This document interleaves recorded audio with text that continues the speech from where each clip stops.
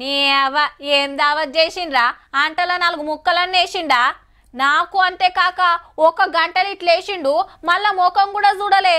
గా బిర్యానీ అని చేసిండ్రయ్యా, 1 leg piece కూడా రాలే. చికెన్ ఫ్రై సగం మందికి పెట్టంగానే అయిపోయిందట. నీ అవ్వ మందు పెట్టకుండా గిదేం మర్యాద? గీ ఇంత దానికి దావత్ ఎందుకు చేయాలి? ఇగో గిట్లుంటది, సుక్క ముక్క పక్క ఉండాల్సిందే. ఆయతరం అయితే ఇక అస్సలు తగ్గేదేలే. కానీ గీడ చూడుండ్రి,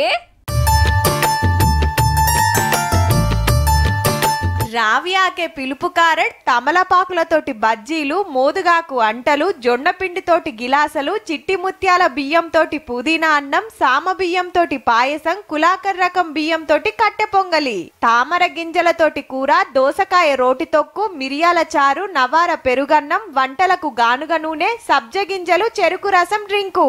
ఎరైటి వంటలు మస్తున్నాయిలే. ఏడనో కాదబ్బా, మన నిజామాబాద్లనే.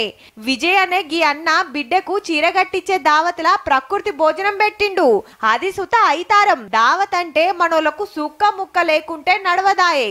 చెయ్యి కడగంగానే చుట్టాలు దోస్తులు నారాజైండ్రట, ఏ గివ్వేం వంటలని. సో ఇక్కడ మా చుట్టాలు కానీ మా ఫ్రెండ్స్ కానీ ఇలాంటి భోజనం పెడుతున్నా అంటే ఒక 50% వ్యతిరేకించారు. వ్యతిరేకించ మీన్స్ ఎలా ఇలా పెడుతున్నావు, ఇలా ఉండదు కదా అంటే, లేదు మీరు భోజనం చేసిన తర్వాత మాట్లాడండి, చూడండి. మరి మీరేమంటారని తిన్నోళ్ళని అడిగితే, మటన్ చికెన్ ఎక్కడ పోయినా ఏదైనా ఉంటది, కానీ ఇది మాత్రం కొత్తగా వెరైటీగా ఉంది. అది తింటే కొంచెం మనం హెల్తీగా ఉంటాం కదా.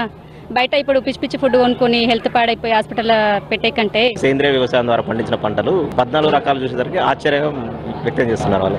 కవుస్తోటి దావతిస్తే తిని తాగినాక మర్చిపోదురేమో గాని ఈ భోజనం అయితే ఎల్లకాలం యాదుంటదుల్లా.